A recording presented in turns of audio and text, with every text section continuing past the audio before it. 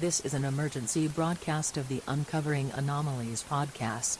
This is not a drill. Remove any children and pets from your home and go to your nearest shelter. Remember to at all times listen to the Uncovering Anomalies podcast. And whatever you do, do not under any circumstances trust what you see. We're live. We are live. So, Nice. I've got two pugs that live in my apartment, right? They're not Yes. mine. They're my roommates. Yeah. We play this really fun game. It's called Who Shit in the Kitchen.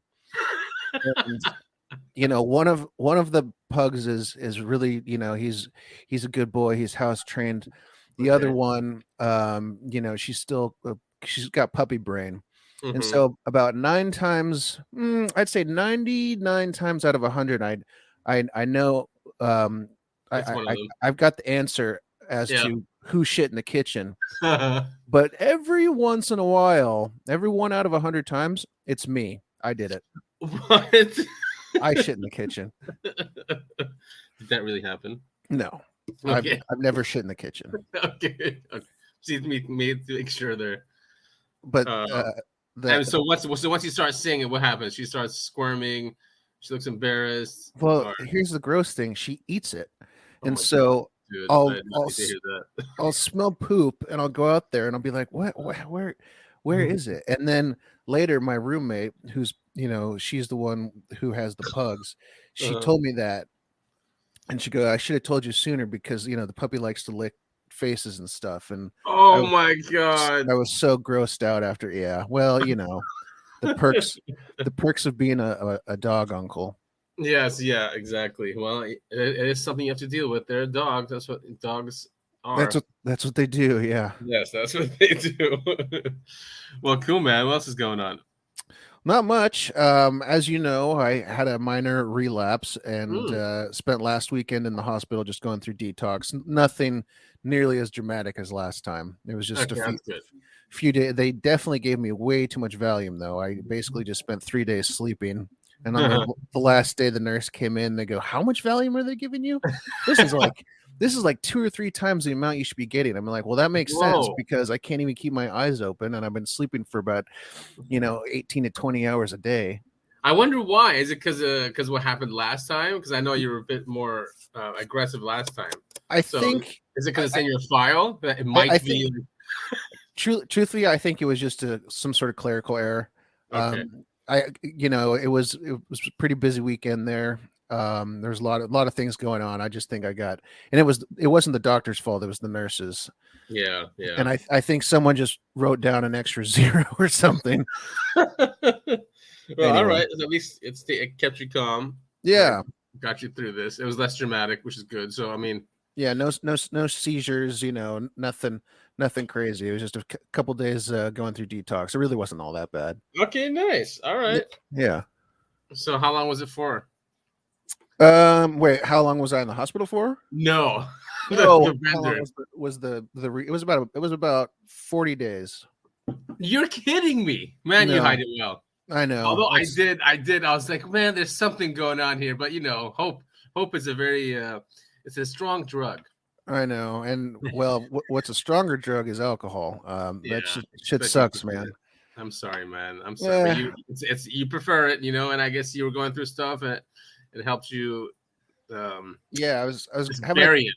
Yeah, I mean, I can list off. I can give 1,000 excuses. The truth is, I was, it was just me being weak in the moment. But I'm back on the wagon. I'm feeling a lot better. That's awesome, man. And I love to hear that. That you said, all right, it's time to stop again, and you went through a detox, and here you are. Yeah. I mean, thankfully, I checked myself into the hospital. It wasn't like I got dragged there. Both times is that. Well, last time, it was precluded by a seizure. So right, little less voluntary last time. Anyway.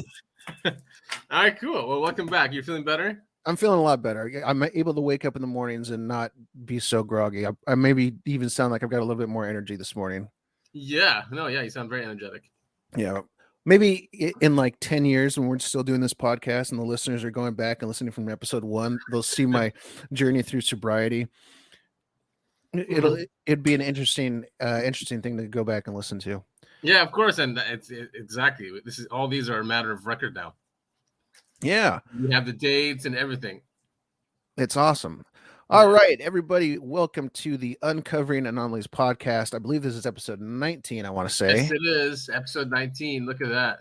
We've been going at it for a while now. It's awesome. Yeah, and we're as consistent as can be. Yeah. That's Adam. I'm Topher. We'll be back on the once a week schedule. Yes, as much as we can. The last one that was published. Oh no, we published one after that. Did we? Wait a minute. We published one. I think it was earlier this week. Tuesday. Yeah. And that's other than Skinny Bob. Right. That was the one right in between. Skinny Bob in this episode. Skinfirth Robertson. That's hilarious. Let's see. How is this show doing anyway? And I think it's getting some traction. That's right. We're on all the platforms now. We did that last week. Dude. Spotify followers have doubled. Audience size has tripled. And we haven't been taken down or banned from anywhere yet. Not yet. No. I mean, because I was listening to even Rogan. I mean, the guy says worse things than we do. When it comes to like COVID and stuff. I mean, yeah, we do say our stuff, but I mean, I feel like when he says it adamantly.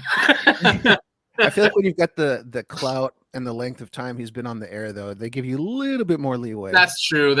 Yeah. And who was it else though? It was some other podcast. And what they do is they just put a warning that learn about COVID-19. They link to the CDC.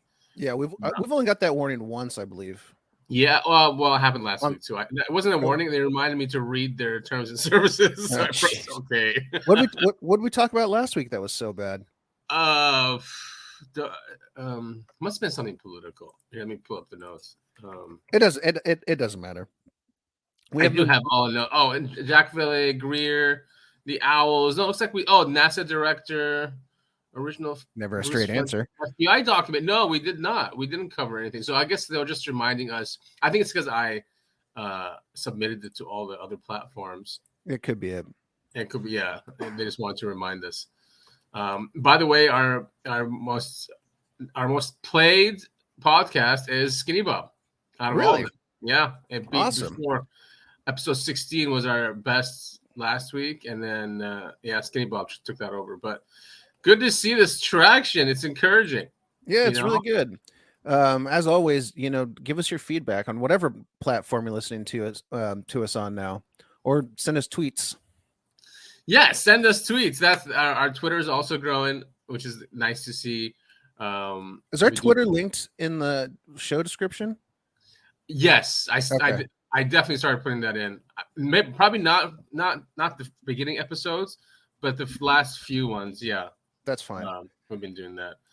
I don't know. You want to get started? There's some things we can get to. Yeah, let's get into it.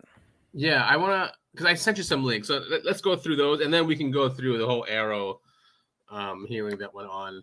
Perfect. Some cool stuff happened there also. There's an account called Alien Scientist Jeremy. He's really cool. He's been at this for a long time, but he was there and he asked some really cool questions to the senator that's there. But other than that, I wanted to go through. Did you see Elon? He got interviewed by Tucker. I did. I only saw little snippets of it. I'm seeing more than the interview. I'm seeing the reactions online, and of course, Elon's being called an alt-right, whatever, and for being on Tucker, which is typical internet. If you can't call him a Nazi, call him alt-right. It's the same thing for them. Even though he voted for Biden in 2020. Yeah, and endorsed him publicly. Oh yeah, exactly. It's just you have to be 100% with the party, or that's it. You're a traitor. Well, that's what I love about. And when I say the left, I don't really mean like classic liberal. I mean Democrats. We've had this conversation before. Yeah. But that's what I love about the left is nobody hates the left more than slightly other leftists. Oh man, it reminds me of like even like Jews who speak out against Israel. They're called anti-Semites. Right. Right? Self-hating Jews is so funny. So same Oh thing. man. Self-hating Democrats. That's what Musk is. Yeah. All right, so let's listen to here. It's a great snip. That's why I chose this one. I didn't want to go through the video, but this was what bothered me actually about his thinking about AI. And okay, let's take a listen. Back when it was a nonprofit. Yes. I mean, the reason OpenAI exists at all is that Larry Page and I used to be close friends, and I would stay at his house in Palo Alto, and I would talk to him late into the night about AI safety. And at least my perception was that Larry was not taking AI safety seriously enough. What did he say about it? He really seemed to be one sort of digital super intelligence, basically digital God, if you will, as soon as possible. He wanted that?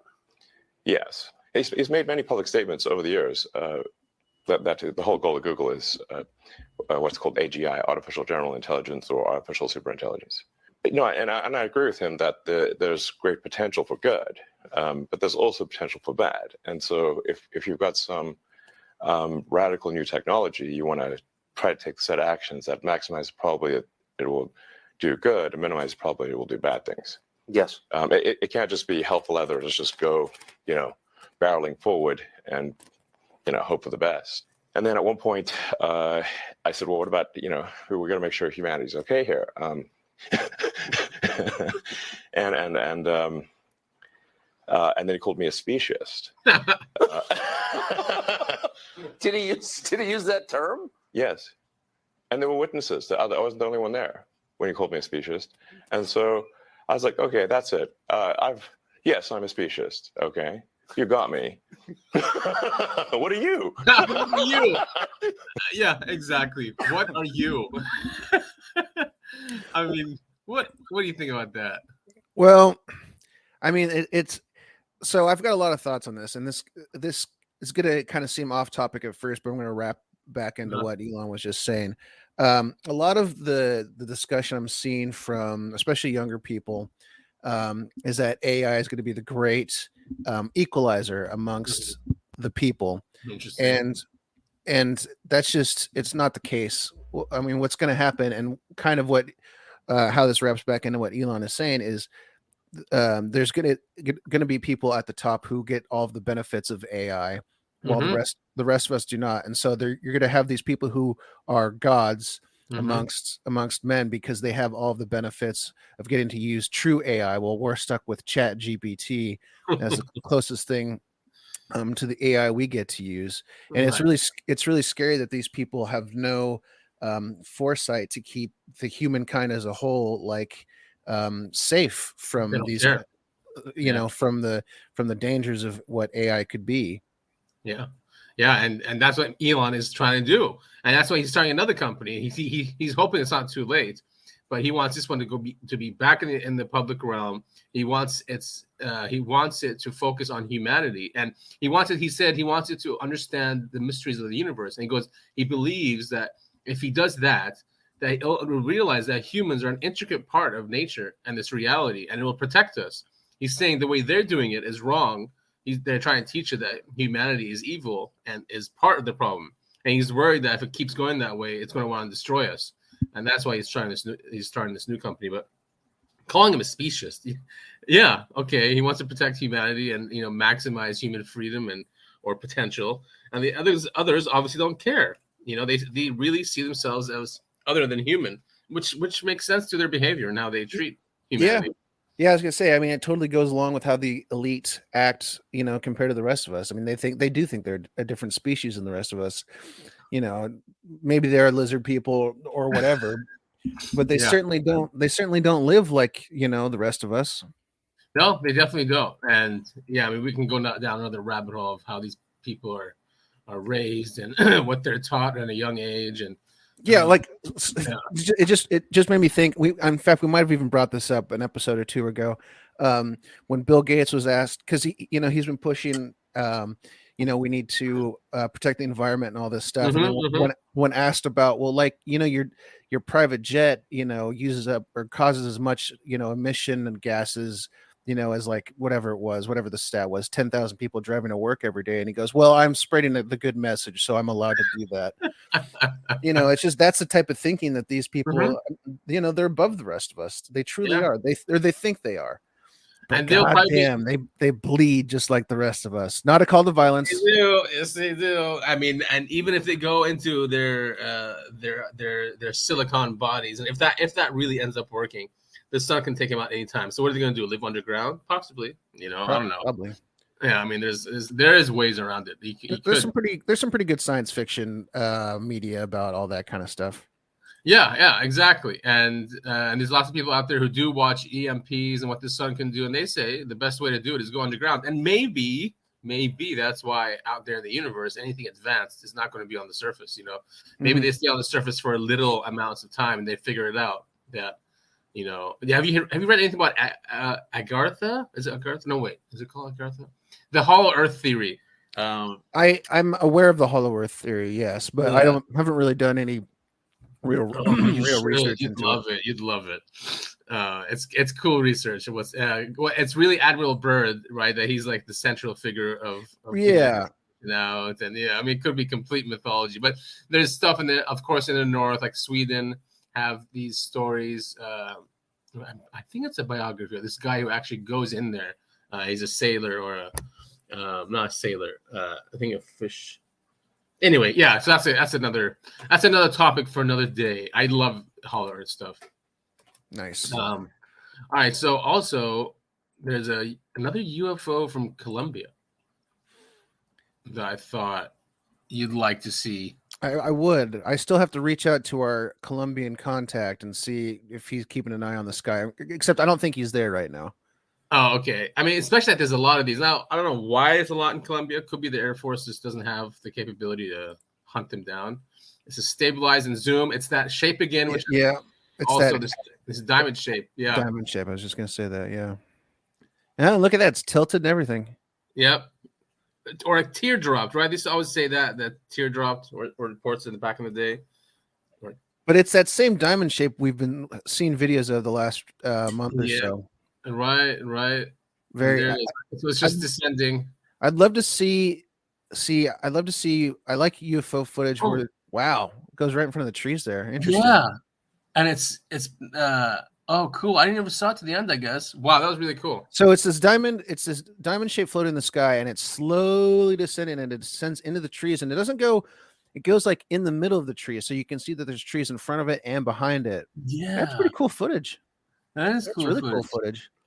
Yeah, so I definitely thought you'd like that one. Well, and speaking of footage, Jeremy Corbell, our favorite, our boy. Yes.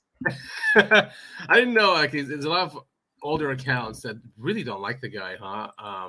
Well, accounts that have been there for a while and they're probably jealous, I'm sure. Yeah, I mean, we've talked about Jeremy Corbell. He's a very divisive figure.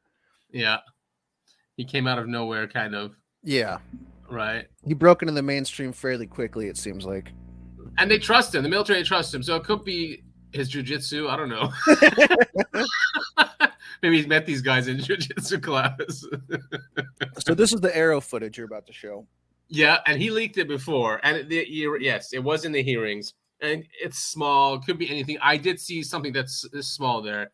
Now, I was pretty busy this week and last week going through the stuff as we previously mentioned. Can you just do a quick summary what the quote unquote meetings or like what happened there? Oh, what you mean the AARO meetings? Yes. Yeah, we'll get there. Okay. I do have some clips I want to show. Yeah, and then the discussion is still going on. But this footage here, it's got no audio, but it's obviously from a drone. There it goes. And then they try and follow it. So it's a spherical object. So it's here it is. Where was this again? This is in Iraq. I think Mosul. It was not Baghdad, but it's in Iraq. So there's a lot of activity there. I think Mosul, you're right. So anyway, it looks like they're filming like some sort of village or something. Yeah. These people standing outside of a building. It's obviously, drone footage. And in the foreground, this metal, from what we can tell, metal circular device, an orb or a Foo Fighter. Yeah. Obviously, it's really hard to tell how big it is. Flies in view of the camera. And so the camera moves to try and catch it. And they finally catch up to it. And this thing is moving It's got It's moving no fast. no It's not form, moving. not no there's no show of No wings, propulsion, no right? wings, perfect sphere, and it's just slow, not slowly, it's quickly but like deliberately Mhm. moving across in a straight line, and the camera slowly catches up with it.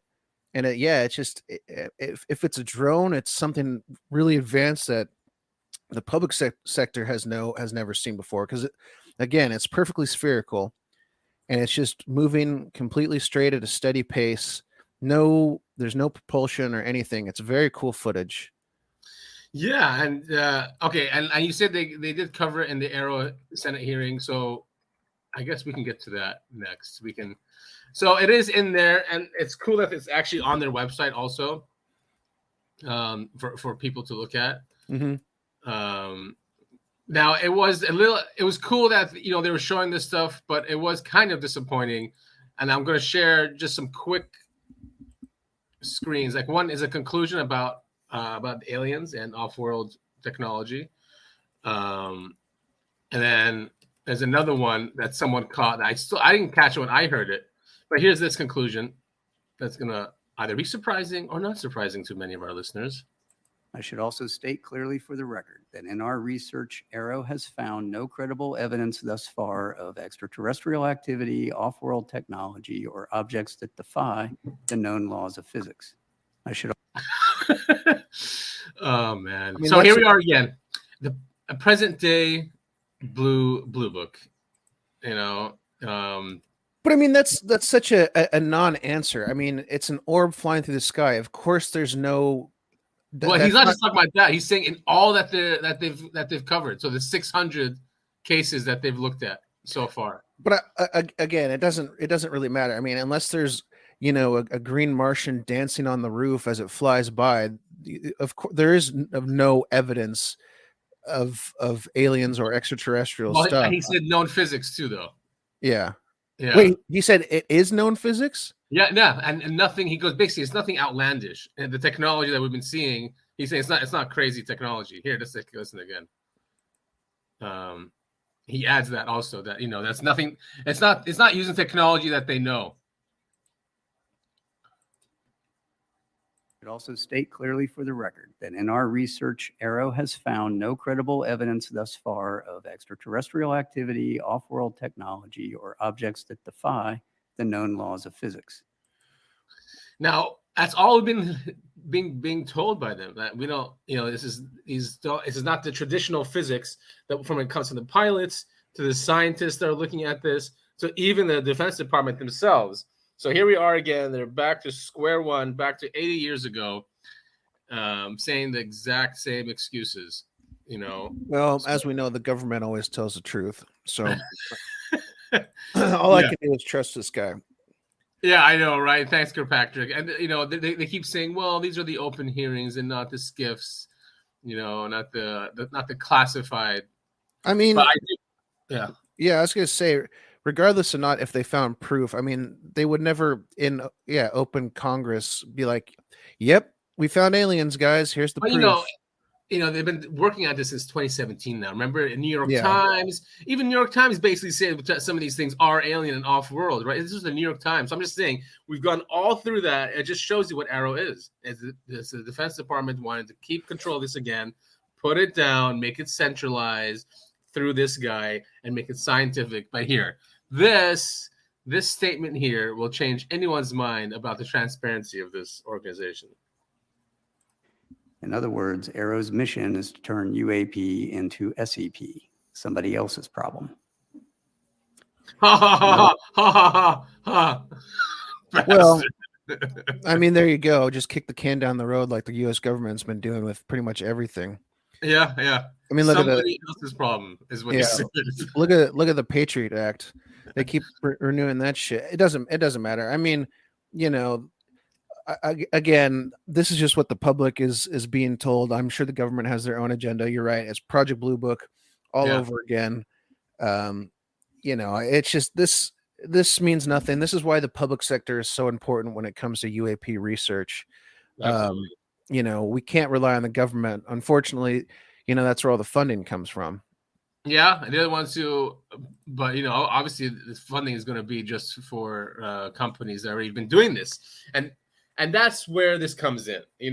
These researchers, alien scientists, great guy, great researcher. He's a scientist. But a lot of these accounts is they kind of get jealous when someone else gets clout, which I get. If you're at this for like decades and 2 decades and you're being ignored, and then all of a sudden, the government wants to get this information out, so all of a sudden these celebrities come out of nowhere, So he just has, but he was at this meeting. He asked some really cool questions. He even got to the senator and asked her some really cool questions. Is it right here? And she listened and she goes, okay. And they asked him for his card. One of her, not her handlers, but one of the government guys said, can I get your card? Here, obviously this is hidden footage. That's that Senator Gillibrand, I think his name, or she Gillibrand. Anyway, he's another senator. This guy here to the right, I think he works in the AARO department, because once Jeremy started bringing up Battelle, and Battelle's a known defense contractor, from his research, he found that Battelle owns all the labs, all the labs are on bases, and it's a private company, and you can't FOIA that. So if he has dug up that company is the gatekeeper for all this technology, all reverse engineering. So he brings it up here, and this guy's like, "Can I get your card?" Uh-oh. But I FOIA'd on his behalf the stack logs from the data incident. Well, if he's comfortable meeting with us confidentially, we're happy to meet with him. Okay. Yeah, Frank, what did he you give him your alleges to have card? occurred is wild and fascinating, and then the treatment he received and the threats from the Navy afterwards. You all can, we will be your, Appreciate it. we can be your interface until the public office is set up. I don't think he'll come forward, but I'll share with you. But he the can even evidence of sit his down with case. me and Frank. Yeah. Like we meet with constituents all the time confidentially. Yeah. I interview a lot of scientists. Anyway, Here we go. while we're Yeah, at it, I think I that have background in physics and a lot of technical research on this. I outlined it We as try to just, find the people who worked on this. what was them this? and get their stories and break that information down to non-technical audience. Well, to the extent you can get them to interview with Dr. Kirkpatrick is very helpful. Yeah, Because as he just testified, It's not very his clear, huh? doesn't come in. Yeah. No, I was just going to ask you if you could Is this guy just Senator, are you familiar? So if you he could- maybe, just sum it up. or maybe it gets clearer here, because at some point he does. That are emerging that are very interesting. we're- Time. I enjoy it. I'm going to Right, there enjoy he it. is. Thank you. And thank you for giving Dr. Kirkpatrick a copy. Very He's an grateful. asker. I've heard a lot of rumors, like Jack Fillet, for instance, he found a note in J. Allen Hynek's called the Pinnacle Memorandum, and it talked about in J. Allen Hynek's notes that there was possibly another Project Blue Book that was run by a Howard C. Cross of Battelle, and that this Battelle Memorial Institute may have been involved in first off, it's a nonprofit, private, quasi-governmental organization, which is completely not outside of your oversight. Yeah. And its existence since the 1930s. There's rumors of scientists who worked there that said that they were given medals Really that they appreciate believed it. came from off-world. Interesting. And Off-world medal. I think that if they're hiding this anywhere, it would be in a quasi-governmental organization like this, which is outside of That would make federal sense because it oversight. doesn't have government oversight. They currently Yeah. manage all of our. I'm amazed she humored these guys for so long. I know, right? She didn't kick him out. Well, Kirkpatrick apparently left. So that's cool. So he got it in there. This guy here on the right tries to get him his card. And everyone's making fun of him. Did Men in Black show up at your house? But it's cool that he got in there. No one else is there. I don't see Elizondo there. I don't see what's his name? He's always making fun of these guys. Greenwald from the Black Vault. They allowed only 20 people there. I mean, to be fair, it wasn't like a huge. Mm-hmm. It wasn't a huge auditorium. But even then, with there was empty seats. The 20 were not filled up. So it was cool that Jeremy got in there. He asked those cool questions. Now it's a matter of record that he asked the senator that. Well, the fact that he recorded it on like a secret recording device basically means he just shut himself out. Forever, right? Yeah, because the second that pops up online, and of course it's on YouTube, so it's online, and they see that, they're gonna go, okay, well, he's blacklisted now. I mean, that's truthfully, I think that's a dumb move on his part, but Yeah, well, it wasn't him who recorded; it was some other. But you're so right. And guess what? They had a live stream on Saturday or Friday night. I forget when it was, either yesterday or before, but the stream got cut because they were showing it. They were showing that footage of him asking the questions, and his internet just completely went out, Yeah. and they had to fix it. So yeah, I think they probably said you're not allowed to record anything. No, of course not. I wouldn't be surprised if they have two guys come to their doors and confiscate it. Yeah, right. Yeah, I mean, I guess that's one reason you put it on YouTube. to invite them, yeah. But still, so Battelle apparently it is on all of our bases, and they run all the labs of the military. That's scary. Yeah, and this is how the secret is gone. I mean, I think from the 70s, really, 70s onward, if not before, but I think officially probably 70s, where it just went off government hands, and now the AARO is just starting from scratch again. You know, and the guy's not going to look into. It's not like they gave him authority to go to the special access programs, the SAPs, and ask around and see what they're doing. He has no authority like that. And that's the only way you can figure this out. Right. Which, yeah. I mean, it just gets stonewalled at every turn, or given fake information. You know, misinformation so as a psyop. You know what I mean? Yeah, and I mean, it's just disappointing that we are still here. You know, if she does listen to him, and I definitely, just judging by the way she was responding and her body language, it really seemed like she was just humoring them. She goes, "Oh yeah, interesting," like looking for a way out of the conversation as soon as possible. That's just my opinion.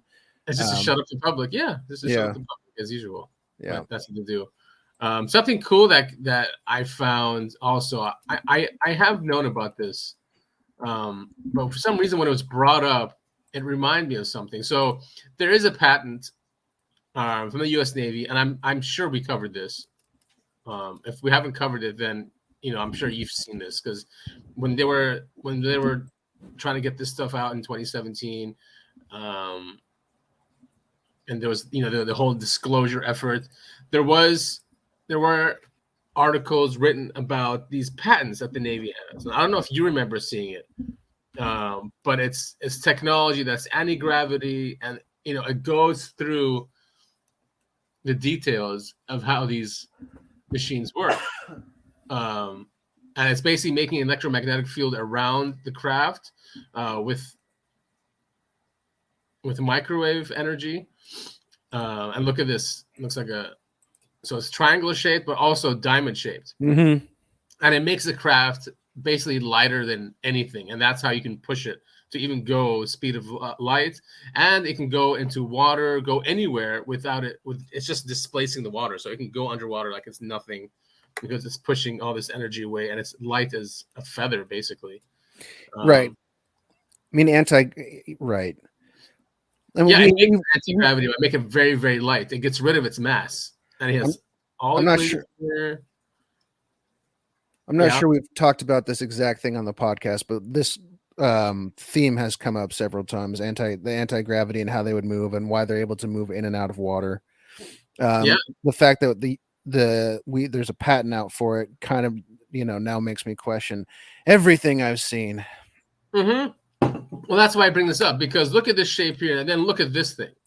This was a picture that the Ministry of Defense in the UK is that famous picture that was being shared, revealed after 32 years, the top secret picture on one MOD insider calls the most spectacular UFO photo ever captured. That's a plane right there behind it. You're not showing me anything. I'm still looking at the patent. Oh, here. But yeah, so when I saw that patent picture, I mean, it looks like from one angle, it looks like the Phoenix lights. From the other angle, it looks like the same diamond shape we've been seeing even earlier in this episode. So here, revealed after 32 years, a top secret picture one MOD insider calls the most spectacular ever created. So ever captured. This was in the 60s. So to see, and Richard Gere, Stephen Greer, sorry, not Richard Gere, Stephen Greer always says that he thinks that the ones that are not made out of a mold or perfect, he says, are human made. He goes, always look at rivets, always look at imperfections, and they're human made. Right. So this was 32 years ago. Look at that, that's a plane back in the background. So this thing's pretty big, and it just and it was near a base in the UK, and just matches this perfectly. So, it just makes sense that after 32 years that they have a patent that's out on it. Mm-hmm. Yeah. I mean, this is what's so frustrating about the whole UFO thing, is because we really truly don't know what is interdimensional, intergalactical, whatever, extraterrestrial, or just secret government black ops stuff that, is way ahead of we, the public, know about. Yeah, and that's always been the issue. Even in the old days, they would just say, "Oh, it's Hitler," because there's a story of Billy Meyer, and he's a UFO contactee, right? He's a total fraud, though, Billy Meyer. I don't know. I think at the end, yes, but not in the beginning. At the end, just because he got caught doing stuff doesn't mean like everything in the beginning was, though. But that's another discussion. Because you think something once doesn't make you a fraud completely. I think they probably just ignored him, stopped talking to him, or left, and he was like, oh, "Okay, now what do I need to do?" Got to keep the attention. Yeah, so I don't think it completely destroys everything he said. But I mean, just to him, when he used to see stuff, his dad used to say, "Oh, it's probably just Hitler or Hitler's machine." Well, they had what was the Bell, the Nazi Bell UFOs? Yeah, supposedly. Yeah, I don't even know. I truthfully don't know where that story comes from.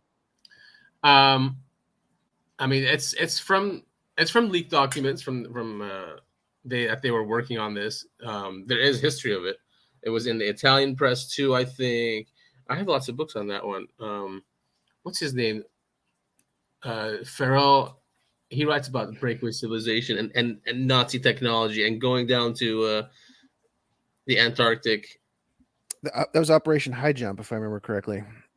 That was part of it, yeah, because that's why we sent them down there. Is that there was a base in Antarctica. I would love to go to Antarctica. We know someone that's gone there a few times or a couple of times, right? Do we? I'm not aware. No? I don't know. I don't think so. Yeah, we have someone who travels all the time. She's been there. Oh, interesting. Okay. Yeah. Lucky. A couple of times too. Yeah, I know. Like, you have to go there through Argentina, and then obviously you have to take a helicopter up, right? Because there is an ice wall. You have to take a helicopter all the way up to the bases that we have there. So yeah, I'm truly curious about like what kind of secret military bases from all eras are down there. Yeah, the Nazis were super interested in Antarctica as well. Yeah, and New Schwabenland. That's a base that they had there. The U-2 submarines just go there all the time. Oh, I can't imagine a worse hell than being on a submarine under Antarctica or like under the ice in Antarctica. I mean, Jesus. Yeah, I used to have recurring dreams of Antarctica in the past, and there's always military there. Yeah, I thought was weird. That's like one of the only ways you can get there. I thought you have to be like military or like going for a research base. I didn't think there was a whole lot of like you can't really go as like a tourist unless it's like on a cruise or something. I can't remember. Cruise, yeah, it's a cruise, and that's how she's gotten there. It's very controlled. Obviously, you can't just go walking around. Right. It's just like going to any military base. That's what it really is. And what is it? It's the longest serving treaty that's not ever been broken by any nation, and it's all nations are in this treaty. It's that and the moon, I think. Is the moon too? Is there a treaty with the moon? Yeah, no one's allowed to. I don't think anyone's allowed to claim land on the moon. I'm not positive about that. I could be wrong. Interesting. Yeah, like no one can say the moon belongs to them, I think is the rule. Yeah, just like so there's probably alien bases or advanced human bases. I was just now I'm thinking about the moon. I was just I was listening to I was watching YouTube videos and listening to podcasts about all the different stuff that astronauts saw while going to the moon and while on the moon. Mm-hmm. You know, even like Neil Armstrong and Buzz Aldrin, they were saying, "Oh, they're watching us. They're watching us." Yeah, I mean, it's creepy stuff. It is creepy stuff. They caught them saying they're huge, right? Yeah, they were followed on the way there. One of them looked out the window and saw a silver cigar shape following them, and when they contacted NASA, they were like, "It's probably a booster." Yeah. Trailing, and it like zoomed off, and they're like, okay, well, I guess. It's just nuts how they were watched the entire time. Even the Gemini ones, Yeah. before Apollo, Gemini, whenever they popped up into the space, they would say, "Oh, there they are! I see them." So there's always something there that whenever we got close, it would be pushed away too, farther and farther, which is just bizarre to even think about. Like It really is. like even just think about humans as in general as one body and always trying to explore the earth, and every time they got closer to these others, they just picked up and left. Like they're scared of us for some reason. I think they're monitoring us closely without getting too close. just from so far away. Yeah. Really a bizarre phenomena. Yeah, it really is. Have you ever looked at Machu Picchu? Yes, I have. I mean, I feel like that's what it looks like to me. That's unfinished. That someone's like, "Oh, they're coming. Let's get the hell out of here," kind of thing. That's the vibe I get from it. How there's so much there wasn't finished. I think it's the opposite. I think it's older than people realize, and it's just been destroyed over the years, kind of like how the pyramids, like how old they are. And yeah, ruins look like ruins, but I don't know why Machu Picchu doesn't give me that vibe of ruins because it just looks undone. Here, you know what? Actually, this is kind of related. Oh, but like, okay, so the pyramids, I mean, they were once smooth, covered in limestone, so they were super bright, and they had a golden capstone. Right. Yeah.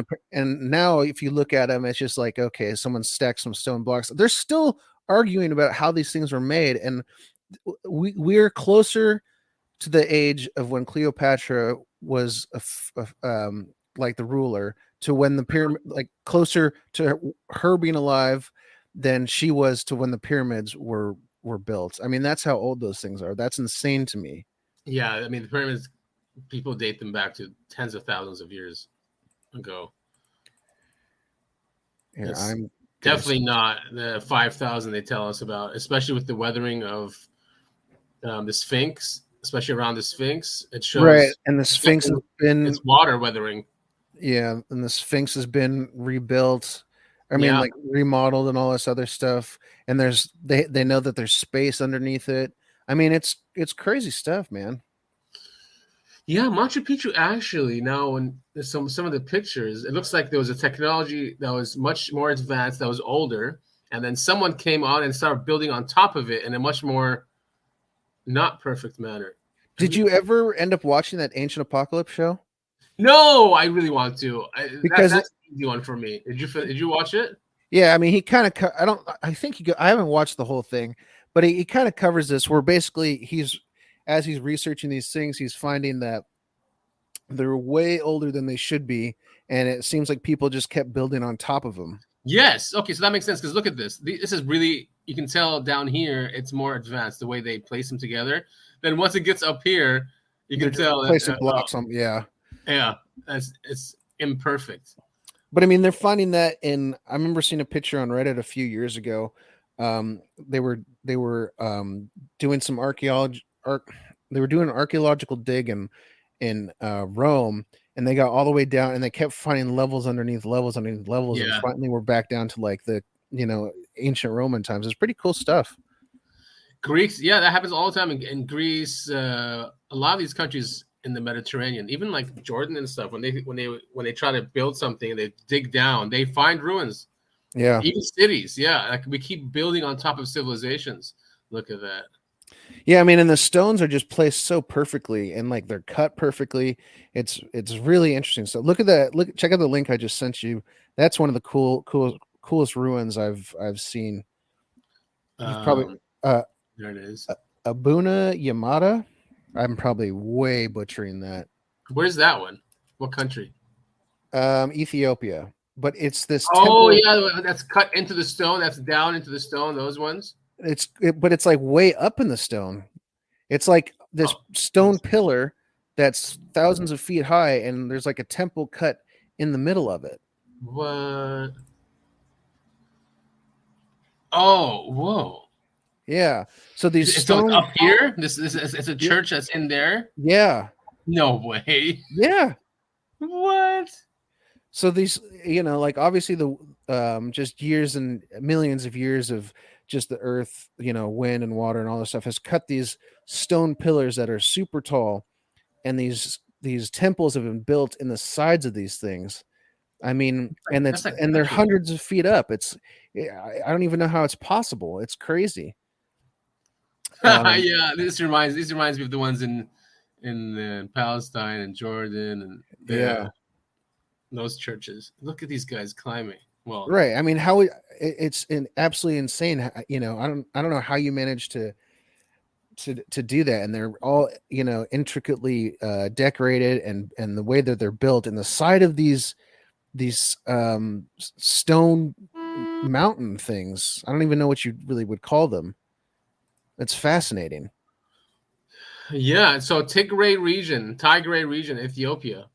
These guys, how do they even like think about this? I mean, obviously the view is majestic, right? And it looks like somewhere like Arizona. Right. That's what I mean. They're not really mountains. It's like stone. It's just vertical rocks, but like really big ones. I don't know how to describe it other than that. Ethiopia has some really cool churches in it. Whoa, look at the inside of this. Yeah, and it's all intricately painted on the inside. It's really cool stuff. Ancient Bibles, go read this one. Not like the King James Bible. It's like right, heavily edited to make the king probably get worshipped. But I mean, it would just be so difficult to create something like this, and it always makes me wonder, like, why. Ancient humans were much more spiritual and religious than we currently are, for some reason. For some reason, yeah. And I don't think it's, they're not as technologically advanced, so they don't need to believe in, they had to believe in magic and voodoo to understand the world around them. And that's the excuse people seem to use. I just don't think that's the case. Yeah, we were once much more connected to the planet and to each other. Well, I say that, but there's still wars and all that other stuff. I'm kind of just rambling at this point. There was a cool interview with Hancock, by the way. He brought in this Italian. He used to interpret and translate the Bible for the Vatican. Okay, so he brought this guy in, and this guy, I forget his name now, and I'm shocked I didn't send you the video to look at and listen to, because it's really important. And I'll link it in the notes. And basically, this guy was saying that Yahweh and Elohim, he was saying that those are not like a supernatural God. He's saying that this is a more advanced civilization that's teaching humankind about its history, about what happened in the past, and its place in the world. And he says it's a misinterpretation and a mistranslation. So that's what that discussion was, and it was really interesting to hear from both. Hancock is not a Christian or anything, right? I mean, I think he's a Gnostic. But just listening to him also brings in the Cathars. I don't know if you know about them, but they were hunted down by the church for 200 years and killed, because the Cathars believed that the God of the Bible is an evil God.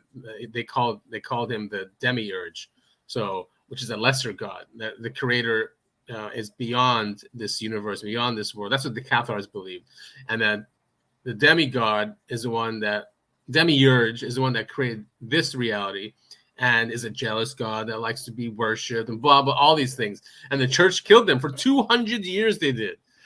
Apparently, the Cathars then went underground, and that's what Freemasonry is. And interesting. These secret societies. Yeah, I read a book about that. Yeah. I'd love to listen to that interview. That sounds really interesting. Yeah, especially with the thing about the Cathars. I mean, but yeah, I'll send you that interview. Great interview. The he has a really heavy accent, really heavy Italian accent, but still, I mean, he translated the Old Testament for the Vatican. So the Vatican knows this. They know this strange history of humanity. A lot of people are saying that then these advanced humans survived the flood. Well, and as hopefully everyone knows that by this point, every ancient culture has a flood myth. Yeah, they all do. Yeah, it's insane. It is insane, and that's why Hancock goes and finds this out. Right, he goes to these different tribes around the world, and he's asked all of them for his books, at least. So there is that story that shared story of humanity of a flood. Well, So and yeah, going back to the whole God thing, I mean, Old Testament God is much different than New Testament God. very different. Old Testament God is a very angry, Yeah, wrathful God who does yes, nothing but punish his not subjects, his people. yeah, exactly. And he is very jealous. He only wants you to worship him, and Right, that's I believe that's man. I am way out of my it's Catholic priest or Catholic. I'm way out of my Catholic religion. I'm pretty sure that's the first commandment, right? I'm the only God. You should worship no other yes, gods other yeah. than me. It's in all the Abrahamic religions. I think Christianity is a bit different. Islam combines both. You'll find both types of both depicted in there. Was a very vengeful and wrathful and scary God, but then also very extremely loving and forgiving God. So it's both. And then, like you said, yeah, Christianity is just extremely loving. Right, love thy neighbor, even your enemies. Right, keep your enemies closer. Turn the other cheek, that kind of thing is completely different from the Old Testament also, Yeah, which is don't kill. but man, I'm thinking about it now. Like growing up Catholic was pretty metal. I mean, every mass you're drinking. I mean, it's wine. Blood. It's wafer and wine, but Yeah. it's supposed to represent the blood and body of Christ. So you're Mhm. drinking blood and eating flesh. Yes. And every church, the whole mass, you're staring at a guy who's been nailed to a cross. Sometimes it's more, like I don't want to say violent, more scary looking than other churches. It's a very I don't know, it's a very like kind of scary religion. Everything is a sin. They talk about how much you're going to hell. Yeah. You know, obviously I'm way out of my depth For here, almost anything. not, No, not but they're having all been like to church in a decade, but that. yeah, it's all very, behave or face the wrath of God. Yeah. And I mean, do we need religion to know what's right and wrong? I think humans I in think it general. helps. I don't think. Okay, here's my thing. I don't think religion and spirituality are bad. I think they are. I think it's a good way to build community. I think it is a good way to teach morals from a young age. Yeah. However, think church overall, not going to mass, just church as an institution is a means of control. Yeah. Yeah.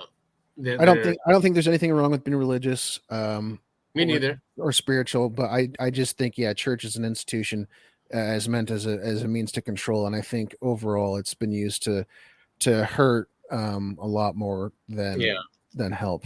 But But like what I love about it, and this goes for all religions, is that it believes and teaches a higher moral authority that that's not human, and it's not the state. And I think tyrants hate religion for that reason, is that they can't be above the law or they can't be above any moral law. So that's where I think it's important to have it. I think it's more dangerous not to have in society than it is to have. And yes, yeah, it has its flaws. well, and and like I said, and if nothing else, it helps build community, and I think that's the Yeah, most. the I think community. that I think the learning moral authority and just morality, I think that's probably the best thing a church does. I think the second thing or a religion does, excuse me, Community. the second best thing a religion does is build a community. Yeah, yeah. And as humans, we need it.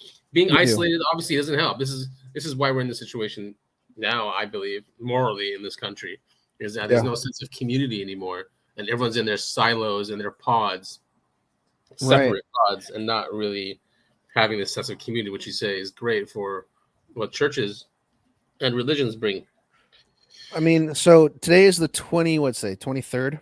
23rd, yeah. In the last week, we've had 2 or 3 stories about neighbors shooting each other or shooting someone who comes into their driveway. Uh-huh.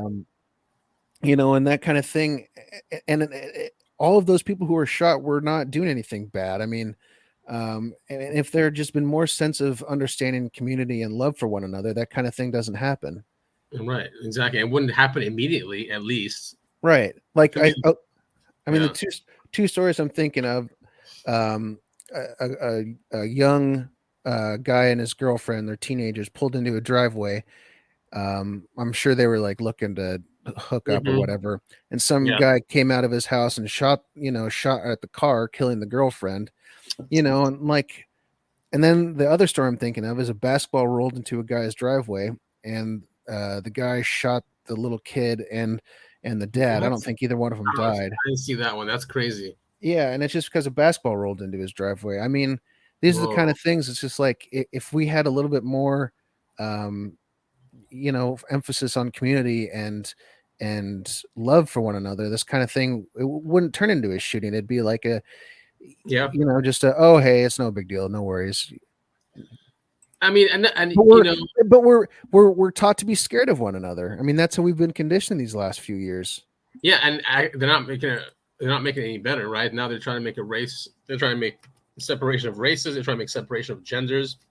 Mm-hmm. Anything but to focus on who's really doing this to us. And the social engineers and people fall for it.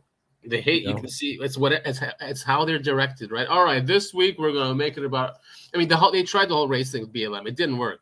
The races did not turn on each other, no matter how much they tried. So now they're going to the transgender thing, because they see that there's actual passion to like do something, and it's turned violent, right? I mean, that last shooting was she was transgender and she went to a Christian school.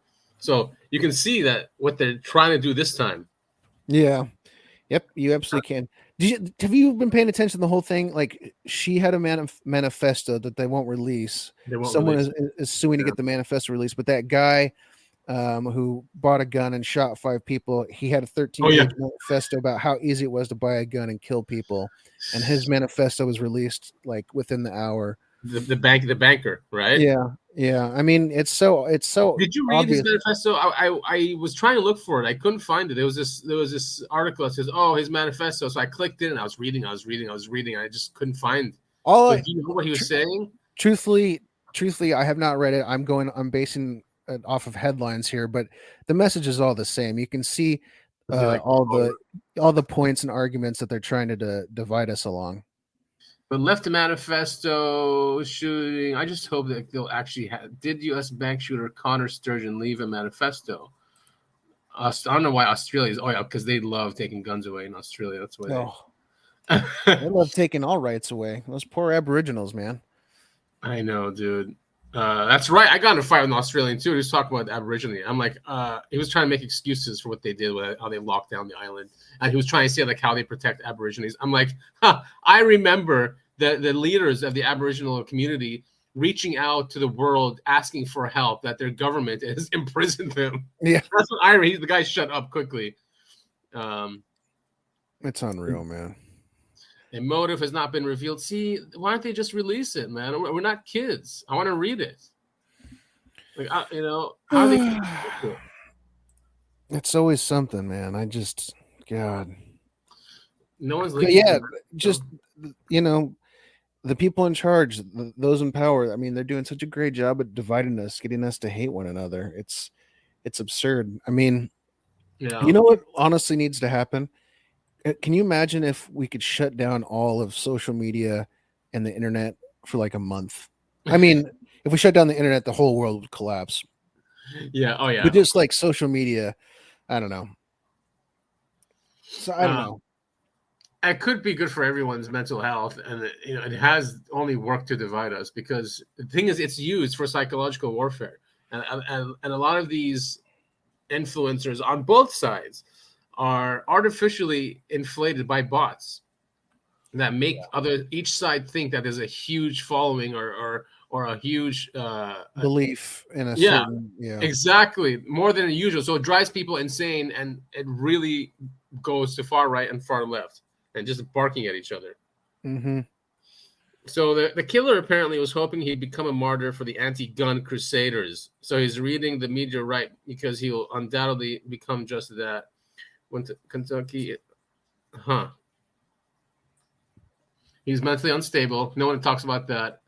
Yeah, I read a very interesting statistic about how many mass shooters are on SSRIs. I think all of them, right? Or like 90%. Like it's an insanely high percentage. I mean, so I mean, I'm not the first, not even close to the first person to say this, but we've got a mental health problem that's being disguised as a gun problem. Yes, I mean, this guy said he was having suicidal thoughts and he wanted to go out in style. It's always like that. They're ready. They're convinced they're going to do it, but why not do it? And become famous doing it. Right. It's such a shitty thing to do. And what really bugs me, again, not a call to violence, they never kill anyone who deserves it. They never go out and kill a bunch of politicians. Never go shoot up Congress. Not a call to violence. Not a call to violence. Right. But they it's never always innocent victims. Yeah, it's such a bummer. Not a call to violence. You'd think the bank would have had like an armed guard or something. This guy just walks in and shooting everyone. Yeah, it's weird. I mean, because robbing a bank is not like the movies where you run in with a president's mask on and everyone get your hands on the, get on the ground and all this other stuff. I mean, there's armed security guards. There's usually double doors, so you have to get in 2 sets of doors before you even get to a teller. Right. I mean, it's the whole thing. I don't think it was staged. I think this is a really, unfortunately, mentally ill person. But the whole thing is pretty bizarre. And it's not. I mean, I don't understand why he would, because he's actually a gun control activist. So why would you use guns? And of course, that makes sense. But if it's so obvious, if you're obviously it's artificially done to bring awareness of guns, but you artificially did that. Like, it's not like, anyway, this whole gun issue is so annoying. Like, it's just a new thing. Yeah.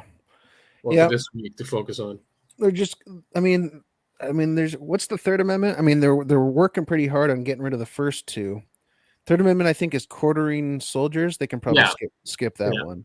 Yeah, and then fourth is you have privacy in your papers, that no one can just come into your house and search, because that's what the crown was doing. That's what the king was doing. And I said, no, it has to be reasonable cause, and you have to have a warrant.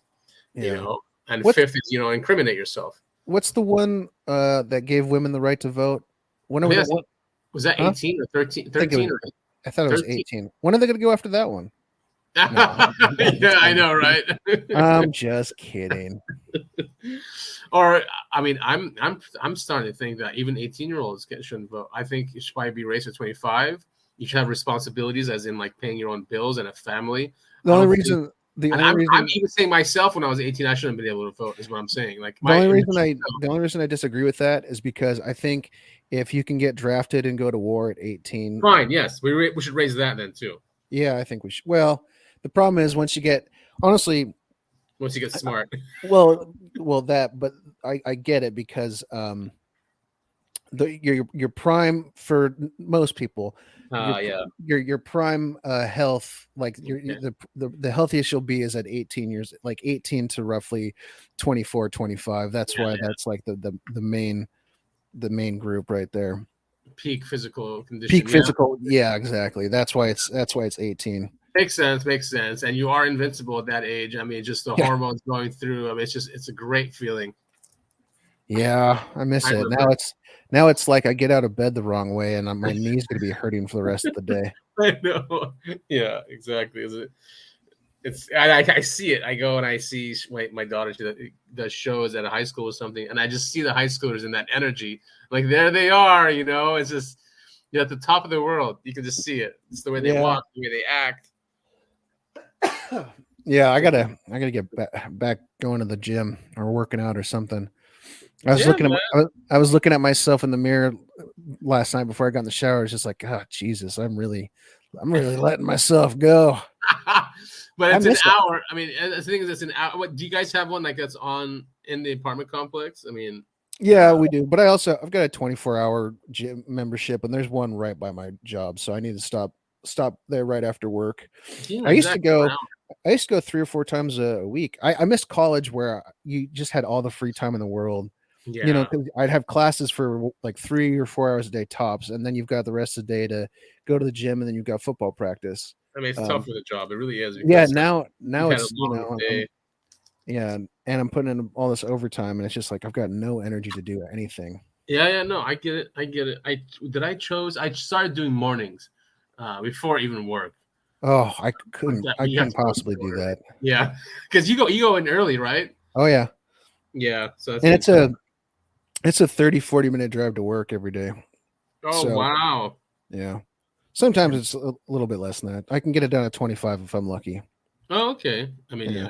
it is pretty far. Yeah. All right, cuz. Well, maybe it's about time we wrap it up. Unless there's anything Yes, pressing do you want this. to talk No, about. We kind of got philosophy, whatever. Talk philosophy at the end. philosophizing. Yeah, yeah, right. Philosophizing. Got philosophical at the end there. But I think it was good. I enjoyed it. Yeah, me too. And just to circle back onto AARO, then it's not here to help you guys. Don't get distracted. Stick with the researchers who are really trying to unearth this. And if you can, get out and try and do your own research, like personal research. Yeah. Like what Adam and I are doing next month. It's in May, right? May 13th or something. We're doing it. Yep. I don't know. I can't remember if we talked about that on air or not, but we're going. We have, yeah, and we're gonna go out to where it's basically a cliff off in the Pacific. It's overlooking where many of these incidents have happened in the Pacific with our military and whatnot. So there's probably a base down there. I think we'll be really close to it. So if we're gonna go out there and meditate and try to invite an experience. Yeah, it's gonna be a lot of fun. It is gonna be a lot of fun. Where can we find us? Where can the listeners find us on Twitter?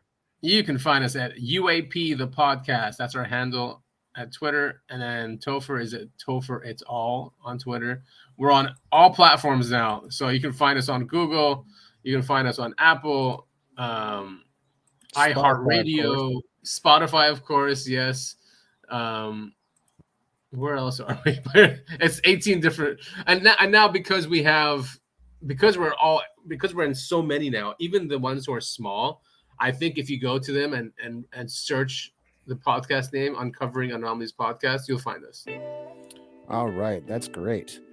All right. I think that's it for me. All right. Yeah, me too. So I guess see everyone next week. See you next week. Drop us a line. Give us some feedback and let us know any stories you may have.